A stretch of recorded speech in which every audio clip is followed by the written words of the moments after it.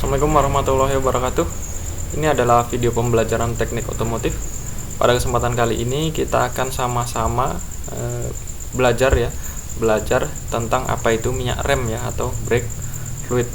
Baiklah, langsung saja kita masuk ke materinya. Minyak rem atau brake fluid ya, ini ada beberapa pengertian ya, yang dimuat dalam satu paragraf itu ya. Jadi saya bacakan. Minyak rem merupakan cairan khusus yang secara hidrolis mampu memindahkan gaya dari pedal rem ke sepatu rem guna menghentikan laju kendaraan. Jadi fluida atau minyak rem ini dia memiliki tugas sebagai penerus tekanan dari handle yang kita tekan ya, dari gaya penekanan yang kita lakukan pada handle atau pada pedal yang kita injak ya, dia akan meneruskan ke sepatu rem ya. Jadi sepatu rem itu seperti ini, dia menekan, ini ada contoh cakram ya, dia menekan seperti ini ya, ini adalah sepatu rem misalkan ya, dia akan menekan seperti ini sehingga akan terjadi berhentinya sebuah putaran roda ya. Berikutnya, minyak rem harus memiliki kualitas khusus yang sanggup melayani kondisi kerja rem yang cukup berat untuk periode yang lama. Kita tahu ya, sistem hidrolik ini tugasnya sangat berat sekali ya. Sangat berat karena dia berhubungan dengan tekanan ya, dan panas ya. Tekanan yang terus-menerus dia bisa menyebabkan suhu yang tinggi ya. Biasanya cairan-cairan yang umum itu dia jika terkena tekanan dia akan mampat ya, dan jika terkena panas atau suhu tinggi dia akan mendidih. Nah, seperti itu. Dan itu bisa lama-kelamaan akan merubah struktur cairan ya, yang semula kental misalkan dia akan berubah menjadi lebih cair. Seperti itu. Maka dari itu cairan hidrolik ini harus kuat ya, dia tidak mudah berubah ya struktur kekentalannya. Nah, ini fungsi minyak rem ya, saya bacakan, adalah sebagai penyalur tenaga tekan dari pedal rem serta sebagai pelumas pada komponen logam yang bergesekan guna menghentikan laju kendaraan agar logam tersebut tidak mudah aus, tahan panas, dan tidak berubah bentuk pada suhu tinggi. Nah, ini sudah saya jelaskan ya di slide pertama tadi. Intinya sama. Fungsi minyak rem adalah sebagai penerus tenaga tekan. Ini bisa dijadikan poin-poin ya. Nah, misalkan yang pertama ini penerus tekanan ya, habis itu pelumas komponen logam ya, terus apa lagi, untuk sebagai penghenti laju kendaraan. Jadi ada 3 poin. Baik, selanjutnya karakteristik. Nah, karakteristik kita sudah mulai serius ya di dalam mengenal minyak rem. Ini ada 6 poin ya. Ada 6 poin karakteristik. Yang pertama, kekentalan yang cukup dan bertahan pada temperatur kerja ya, Jadi kekentalan itu harus cukup ya. Semakin kental maka dia tidak mudah mampat ya. Atau terkompresi. Jadi misalkan dari sini ke sini ya, kita tekan dia tetap ya. Jadi tidak ditekan dia sini tetap diam, tapi posisi yang sini maju. Nah, itu juga menjadi perhatian khusus. Dan bertahan pada temperatur kerja ya. Tadi di slide awal sudah saya jelaskan. Temperatur kerja dari sistem hidrolik tentu saja berhubungan dengan tekanan ya, sehingga temperatur itu mudah sekali naik turun ya. Berikutnya adalah struktur kimia yang stabil. Struktur kimia yang stabil maksudnya dia tidak berubah ya, jika bercampur dengan zat-zat lain ya. Misalkan dia bercampur dengan air, misalkan bercampur dengan H2O, dia strukturnya tidak mudah berubah. Ataupun bercampur dengan struktur logam lain ya, logam seperti misalkan di reservoir itu ya. Di reservoir itu kan bahannya dari besi tuang ya, atau aluminium. Dan juga bagian kaliper ya, itu kan bahannya terbuat dari aluminium ya. Jadi struktur ini tidak berubah ya. Minyak rem ya, minyak rem kan tentu saja merupakan bahan kimia. Dia terkena aluminium atau air, dia tidak berubah ya, tidak berubah. Nah, ini maksudnya poin nomor 2. Yang berikutnya, titik didih minyak rem harus cukup tinggi ya. Titik didih minyak rem harus cukup tinggi. Kalau air 100 derajat Celcius itu sudah mendidih, maka minyak rem tidak boleh seperti itu ya. Tidak boleh seperti itu karena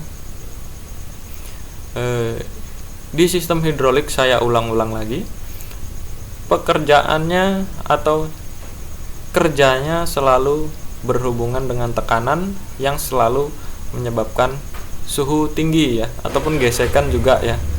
Gesekan di antara cakram ya, piringan cakram dan sepatu rem itu tentunya juga mengirimkan panas ya. Yang poin keempat, tidak merusak bahan karet. Seperti kita tahu di rem hidrolik ya, itu banyak sekali komponen-komponen karet ya yang bertugas sebagai seal ya, supaya tidak bocor keluar ya minyak remnya. Jadi minyak rem ini tidak merusak karet ya. Mungkin karet kalau kena tidak melar seperti itu. Poin kelima, tidak menyebabkan korosi pada metal. Korosi pada metal, korosi adalah berkarat ya. Jadi sebisa mungkin minyak rem atau fluida ya itu dibuat sedemikian rupa ya, dengan bahan adiktif tertentu ya, sehingga dia tidak menyebabkan korosi ya. Mungkin kalian pernah di bagian kaliper ya, atau bagian reservoir itu seperti berjamur ya, itu adalah korosi dari aluminium. Nah, itu artinya minyak rem sudah tercampur dengan air ya, sehingga dia bersifat korosif. Yang keenam, sifat higroskopik dari minyak rem harus rendah. Nah, sifat higroskopik ini kalau diartikan adalah bereaksi dan menyerap air. Jadi dia tidak dia tidak boleh begitu bereaksi ya. Jadi reaksi terhadap air itu sedikit ya, seperti itu. Jadi tolong dipahami 6 poin ini ya.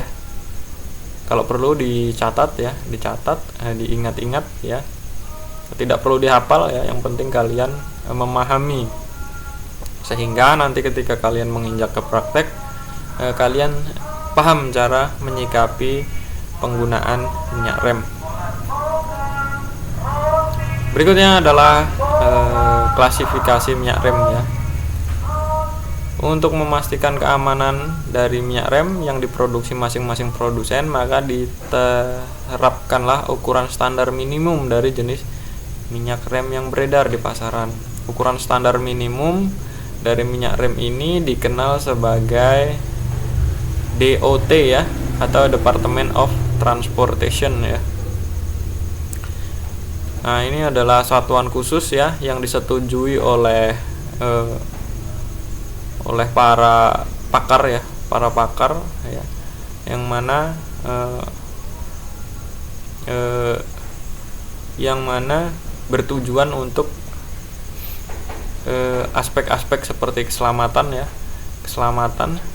dan lain sebagainya dalam penggunaan minyak rem ya. Banyak sekali ya, selain keselamatan, faktor yang diperhatikan ya. Keawetan alat ya, habis itu efektivitas penggunaan dan lain sebagainya. Jadi intinya DOT itu adalah satuan yang dikeluarkan oleh Departemen Transportasi ya, Departemen Transportasi. Di dalamnya banyak pihak-pihak yang berkompeten dalam bidang transportasi, misalkan seperti insinyur ya, insinyur atau pengembang dari produk minyak rem. Baik, bisa dipahami sampai di sini ya. Arti DOT itu seperti ini ya. DOT adalah satuan. Nanti setelah slide ini kita belajar atau kita pahami DOT ya. DOT kan ada DOT macam-macam ya, ada DOT 3, 4, 5, 5.1 dan sebagainya. Baik, untuk lebih jelasnya kalian pahami ya, tabel ini ya. Ada tabel yang berisi 4 buah tipe ya. 4 buah tipe ini, yang pertama adalah DOT 3 ya, DOT 4, DOT 5 dan DOT 5.1. Untuk di sepeda motor, karena media kerjanya sedikit, media pengereman sedikit ya, itu biasanya menggunakan DOT 3 dan DOT 4. Untuk DOT 5 dan DOT 5.1 ini untuk kendaraan-kendaraan besar seperti mobil ya, pengereman pada mobil atau kopling pada mobil ya, atau kendaraan-kendaraan yang lebih besar lainnya ya, untuk kendaraan angkutan dan lain sebagainya. Kalau untuk sepeda motor perlu diperhatikan ya, kita menggunakan DOT 3 dan DOT 4. Baik, di situ ada beberapa tabel ya, tolong diperhatikan. Saya tidak akan bacakan satu persatu ya. Saya bacakan keterangan. Atau ada dry boiling point ya. Dry boiling point ini adalah titik didih tertinggi minyak rem yang tidak memiliki kandungan air di dalamnya. Artinya minyak rem yang baru ya, minyak rem yang baru dibuka, dia tidak ada kandungan air ya, belum tercampur dengan kondisi di luar ya. Itu dia harus memiliki titik didih tertentu, yaitu bisa dilihat itu kalau misalkan DOT 3 dan DOT 4 itu 205 derajat Celcius ya, sampai dan DOT 4 nya itu 230 derajat Celcius. Itu ketika mendidihnya ya, mendidih ya, seperti air itu kalau mendidih. Nah, itu suhunya seperti itu. Kalau air kan 100 derajat Celcius. Yang berikutnya adalah wet boiling point, adalah titik didih tertinggi minyak rem dengan kandungan air di dalam maksimal 3,7% ya. 3,7% itu artinya sedikit sekali ya. Dia titik didihnya itu 140 derajat Celcius. 140 derajat Celcius. Yang berikutnya adalah viscosity limit ya. Viscosity limit adalah batas kekentalan minyak rem. Viskositas ya, jadi kalian harus pahami viskositas itu apa. Viskositas adalah kekentalan ya. Kalau viscosity limit artinya batas kekentalan ya, batas kekentalan minyak rem. Nah, ini bisa dilihat kekentalannya dengan satuan milimeter kuadrat ya, per second ya, atau per detik. Yang berikutnya adalah primary constituent, adalah bahan dasar utama minyak rem yang digunakan ya. Ini bisa ada beberapa bahan ya yang digunakan. Ini ada glycol ether ya, borat ester, silikon ya, ada 3 ya. Jadi sampai di sini harus dipahami ya. Nah, ini cukup untuk pemahaman kalian, untuk tambah-tambah ilmu lebih ya tentang penggunaan minyak rem yang baik ya. Jadi jangan dicampur ya. Nanti motor kalian kasih sembarangan ya, kasih minyak rem mobil misalkan, ya memang bekerja mungkin agak berat ya. Atau yang iseng-iseng diganti sama oli mesin ya, malah rem kalian nggak jalan. Jadi harus kalian pahami betul-betul. Intinya untuk sepeda motor kita menggunakan DOT 3 dan DOT 4. Nah, ini adalah slide yang berikutnya ya, tentang penanganan minyak rem ya. Jadi penanganan minyak rem ini berkaitan dengan pekerjaan kalian ketika kalian menangani minyak rem. Ini ada 6 poin. Yang pertama, gunakan minyak rem yang sesuai dengan spesifikasi ya. Jadi misalkan motor kalian motor sport ya atau motor matic, itu harus sesuai spesifikasi di BPR ya, buku pedoman reparasi. Dia menggunakan dot berapa, misalkan menggunakan dot 4 ya, ya gunakan dot 4 ya, jangan dicampur-campur ya. Nanti efektivitas pengereman tidak baik ya kalau dicampur-campur. Yang berikutnya, gunakanlah minyak rem secara berkala. Minyak rem ini harus diganti ya. Ganti minyak rem secara berkala. Ini harus diganti secara berkala ya. Jadi ini ya. Nah, di sini ada ukurannya ya. Ada sebuah kaca ini ya, sebuah kaca. Ini kita bisa melihat kondisi minyak rem ya dan ketinggian minyak rem ya. Jadi ini ada batasnya ya. Jadi bisa kita lihat jumlah minyak remnya di mana, jika kurang ditambah ya. Tapi lebih baik langsung diganti saja ya, karena biasanya kekentalannya nanti berbeda dan efektivitas pengereman tidak sempurna. Mending diganti ya, diganti. Dan minyak rem yang lama itu biasanya warnanya lebih gelap dan memiliki bau yang tidak enak ya. Jadi kalau bisa yang gunakan minyak rem yang baru ya. Ciri-cirinya kalau minyak rem baru itu warnanya terang seperti ini warna merah ya.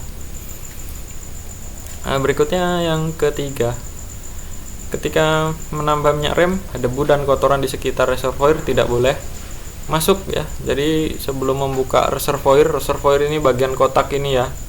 Nah, ini namanya reservoir ya, reservoir tank ya. Nah, jadi sebelum dibuka covernya ya, tutupnya ini harus kalian bersihkan dulu menggunakan majun ya. Jadi sampai bersih dulu, pastikan bersih, baru dituang. Ketika mencuci kendaraan, sistem hidrolik tidak boleh kemasukan air. Artinya ketika servis kalian harus benar-benar rapat menutup ya. Sil-silnya ini harus ditutup ya. Jadi di bawah juga di kaliper ada sil-silnya juga. Itu harus benar-benar terpasang dengan baik supaya cairan tidak masuk ya, sehingga usia pakai rem tidak lama nantinya. Yang kelima, reservoir minyak rem harus selalu ditutup dengan benar. Nah, jadi di sini ada tutupnya. Ini di sini ada seal ya, ada seal, baru di atasnya ada tutup. Nanti dibaut ya, di sekrup ya, ada sekrupnya. Dan ketika kalian melepas atau memasang, usahakan jangan memakai obeng biasa ya, takut nanti kepalanya atau tempat obengnya itu akan lumpur ya, akan lumpur. Sebaiknya menggunakan obeng ketok ya, atau dipukul menggunakan palu secara pelan-pelan dengan obeng tentunya ya. Yang keenam, jika minyak rem tumpah ke permukaan yang berlapis, pelapis permukaan akan segera rusak. Oleh karena itu harus berhati-hati ya. Jadi lapisan seperti ini ya, lapisan seperti ini, atau di bodi bagian bawah ini tentunya biasanya ada bodi bagian bawah ya. Bagian bawah ini biasanya dicat ya, dicat. Kalau terkena minyak rem ya, terkena minyak rem, dia akan warna cat akan memudar atau bahkan terkelupas ya catnya. Terutama kalau kalian menggunakan cat semprot yang biasa ya, cat semprot kaleng itu, nah itu biasanya akan terkelupas jika terkena minyak rem. Karena minyak rem ini sifatnya keras ya, sifatnya keras. Minyak rem bisa kita gunakan untuk membuka baut ya, membuka baut yang sudah selek ya, atau sudah terkena korosi ya, sudah berkarat, dia susah dibuka, dia bisa dibuka dengan minyak rem sebagai pelumas. Dan jika minyak rem terkena kulit akan terasa panas ya, akan terasa panas. Maka dari itu usahakan keselamatan kerja ya, keselamatan kerja ketika kalian menangani minyak rem itu harus baik ya, harus hati-hati. Jadi ketika menuang minyak rem, mata jangan di bawah reservoir ya, berdiri yang tegak ya. Di sekeliling reservoir dikasih majun ya, supaya ketika nanti tumpahnya ke majun ya, dan ketika ada menetes di bagian bodi bisa segera dibersihkan dengan air ya, dengan serbet lalu dibersihkan dengan air, dengan majun lalu dengan air, seperti itu. Jadi penting sekali saya sampaikan tentang keselamatan penggunaan minyak rem. Berikutnya sudah selesai ya. Mungkin itu saja video saya ya tentang pengenalan terhadap minyak rem ya, semoga bermanfaat. Wassalamualaikum warahmatullahi wabarakatuh.